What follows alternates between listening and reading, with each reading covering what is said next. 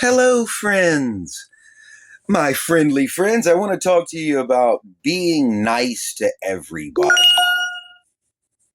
There's this notion that, I want to go out into the world. I want to be friendly. I want to be nice. I want to treat everybody equally. I want to just love all people, be cordial, give them a nice smile, a wave, a hi, friendly gesture, no matter who it is, right? No matter the age, the race, the gender, the whoever, hey, hello, friendly to everybody, right?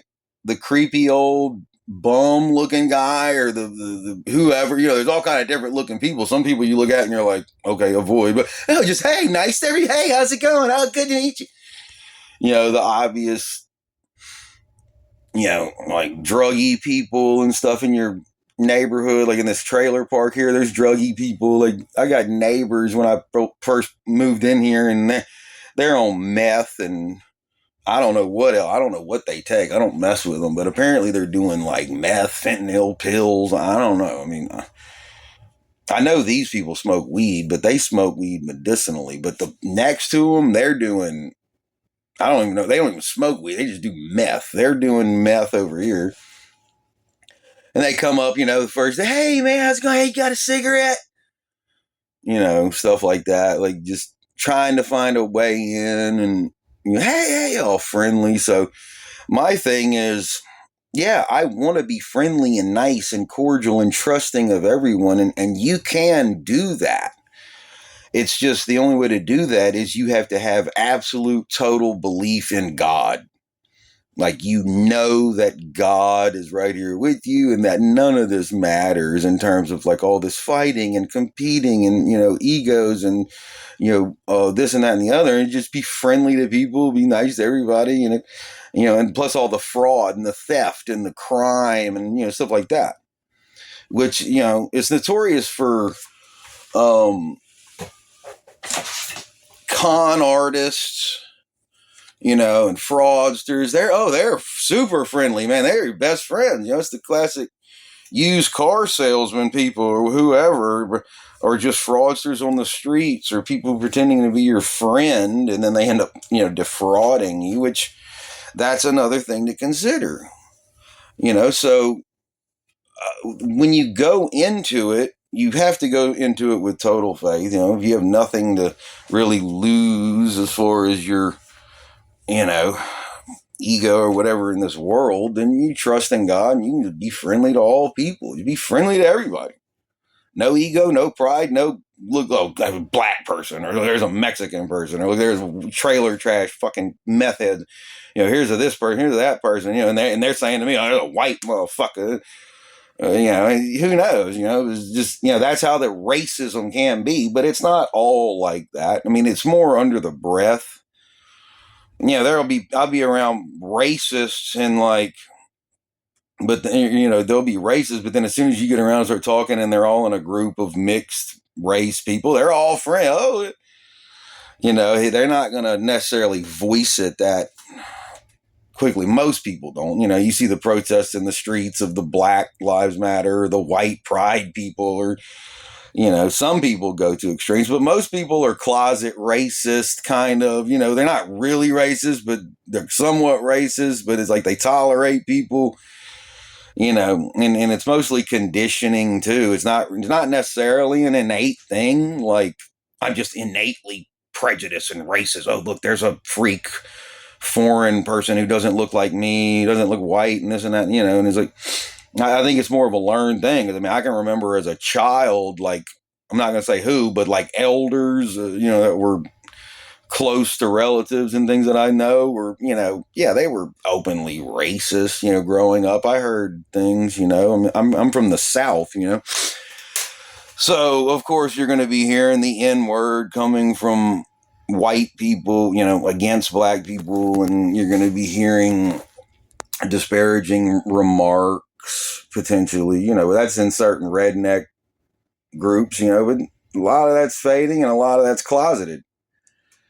Because those same people, like the same redneck sitting there bad mouthing black people or something, he's like friends with a black guy at work for, several years or 10 years, and he's like, oh, at work, he's just friends with this black guy. Well, they're just buddies.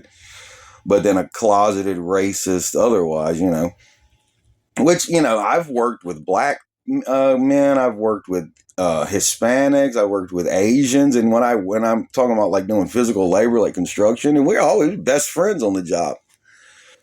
Most cases, I end up just making, we talk and laugh and it's like, when you work close with people, you're working right next to with an Hispanic man or a black man or a Asian man, and you're just laughing and having fun, and like you freaking end up being best friends almost, So that's the reality. But from a distance, when you look at people, oh, a big group of black people, a big group of Mexican people, or the black people, oh, a big group of white people, oh, it's whitewashed, oh, it's blackwashed, oh, it's this or that, the other. But if you trust in God, you don't care about those things, and prejudice shouldn't matter. Yeah, there is discretion in terms of, you have to basically put on the act of being friendly, being cordial, being nice to everybody, but not actually just this weak, nice person who just, oh, I just trust you. I'm just,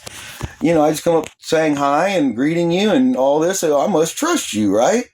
And that's what they would think. So any con artist or fraudster who you go up to and just greet freely and just happy, just love them all, they're going to try to ultimately possibly take advantage of you on that. So you can still pretend to be friendly, but you always have to keep your guard up and like make sure not to let any, con artistry creep in, because they will eventually see you as this target because of how friendly, don't let my friendliness be mistaken for weakness and all, stuff like that, where you really have to,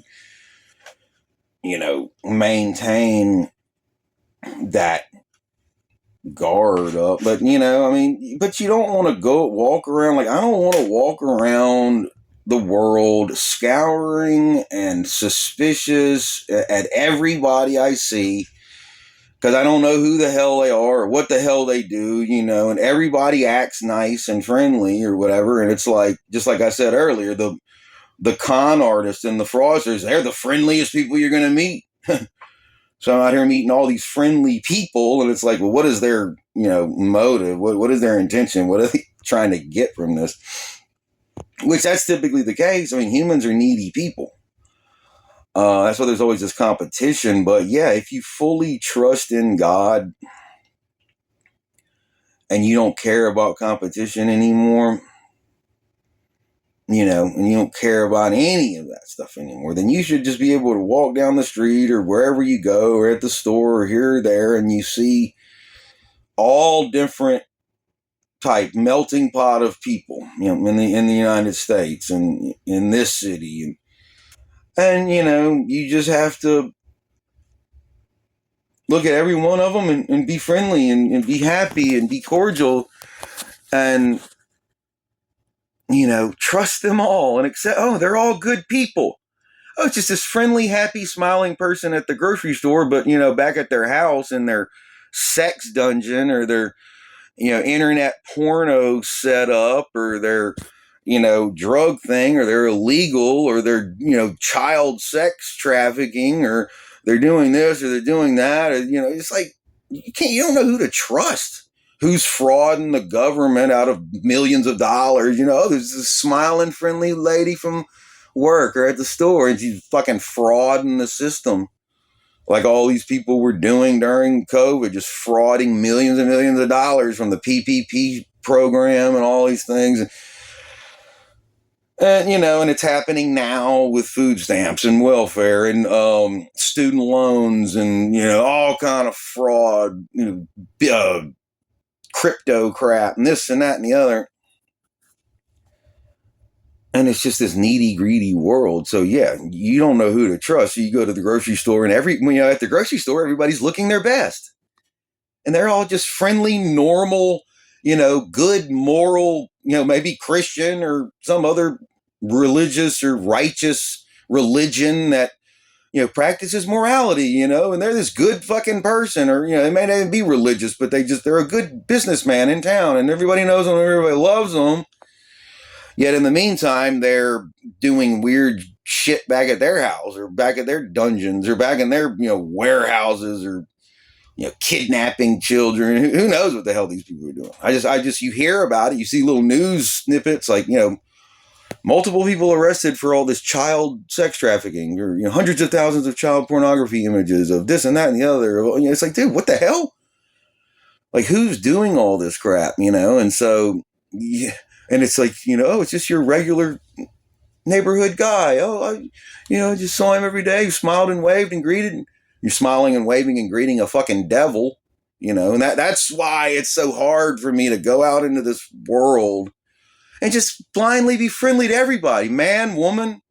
I mean, look at Epstein. People think, oh, this is a man's thing where men are doing this to little children. Look, women are involved in this shit now. Like, it's getting bad where women, which is it's not unprecedented, but it's kind of becoming more unprecedented that it's increasing so much that women are engaging the sex crime stuff as much as men are out there damn near.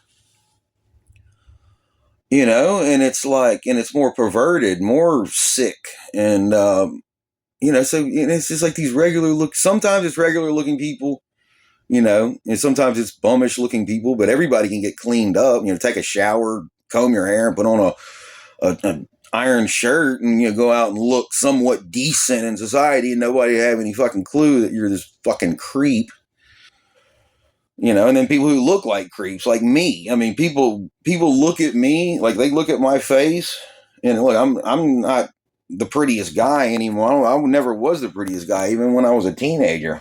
In my mid 40s now, I'm still trying to look youthful and maintain some kind of. But I'm not I'm kind of a creepy looking fucking guy to people. Like, they get creeped out how I look. Yet I'm the least creepy of them all. I'm like a police detective, and the only reason I haven't actually become a police detective is because it's just a lot of politics, a lot of this, a lot of that. I have a lot of politics for a lot of things, but I have that mentality, like a hard-bitten moralist police detective, like by the book. By the book, not leeway. Oh, not a 5-10 miles over the speed limit. Not, slap on the wrist for that. Not, just, a warning for this or whatever. You do a little lanyard, go a little extra there, as opposed to by the book. I'm a by the book person, because if you give any leeway to society, you give them an inch, they take a mile. You tell them it's okay to drive 5, this is just one example. There's hundreds of examples, lots of criminal cases, drug crimes, sex crimes, murder crimes, fraud crime, like all this crazy shit.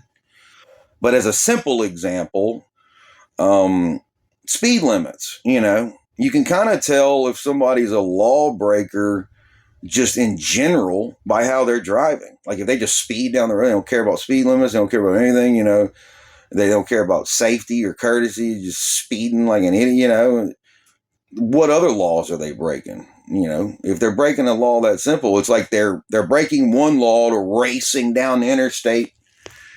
I've got an interstate behind me right here, and you trucks and cars, you hear these loud cars. They'll come flying by on fucking motorcycles or loud, souped up cars. 100 miles an hour and this and that. And yeah, I mean, they're having fun. Maybe they're racing to go to a drug deal. Maybe they're racing to go to a murder. Maybe they're racing to go kidnap a child and sell it on the sex trade. Who knows? I mean, it's sick. And I hate even saying that. Like, you talk about, children being sold on the sex trade, and people are like, oh my God, like, don't talk about that. Oh my God, it's exactly. Don't talk about it. People aren't talking about it, and that's why it's fucking happening. But it does suck to go out into this world and to just be suspicious of everybody.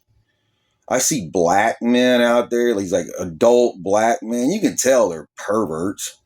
I mean, I'm not just saying it's black men, white men too. You just kind of, it is like a middle aged white man look, kind of where they just look like fucking just sex fiends. They always got the guts and the greasy lips, and they're always, greasy underwear, and they're always just looking for something to masturbate to or have sex.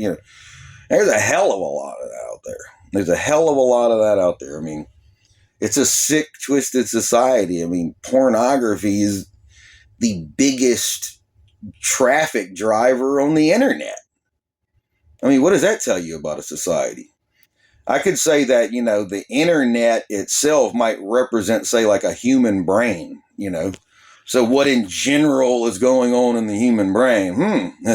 Well, if more than 60% or something of the internet is like all pornography traffic, what does that tell you about the human fucking brain, bro? I mean, it is sex driven, but biologically, but we are evolved beings, or we're supposed to be evolved beings, but we are actually in the process of evolution.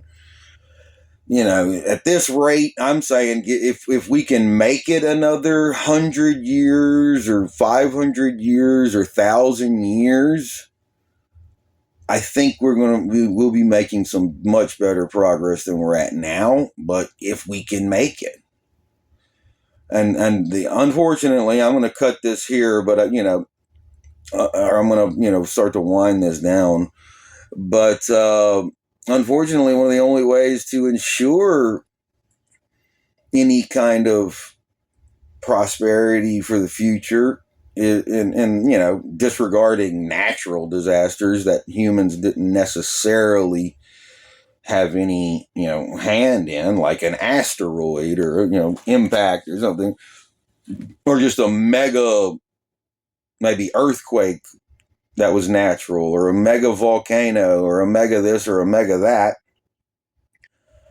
Besides all that, and if man doesn't blow himself to oblivion with nuclear weapons and this and that and the other, and biological and everything else, I would say that it would still require a culling out, CULING, of the human race in some ways. I mean, it's, people don't want to accept that reality. It's like they'll do this for every other species on Earth, every invasive species, every overgrown species, every overpopulated species, every species, right? All animal species.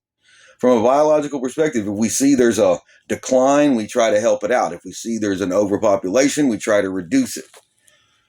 Every species except for humans, right?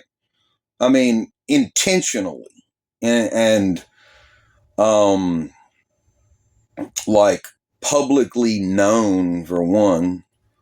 I mean, there's a lot of things going on behind the scenes that might be occurring as far as like human, depopulation agenda, reducing the population clandestinely, like underground at night. People are disappearing. Suddenly, homeless people are. Where'd all the homeless people go? Oh, they must have moved and got a job, got a house, and made a better life for themselves. When in reality, they're getting disappeared and I don't know, necks cut or shot or poisoned and then dumped into mass graves, in secluded areas.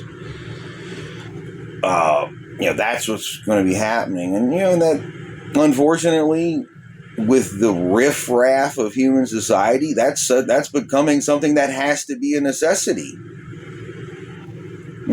All of these botanists and these people, agriculturalist people, overgrown weeds, overgrown plants, the fisheries, there's an invasive fish, got to clear it out, but when it comes to humans, we're just letting it grow wild like a wild weed just to see what it'll do, without controlling it. But if we're to flourish and prosper, we're going to have to be pruned. And I would say that in the next 50, 100, to 1,000 years, we could really see some major advancement. So on that, let's keep it there for now. Take care. Have fun. Be blessed and be friendly to everyone you see. Hey, bud, how's it going? Oh, good to meet you.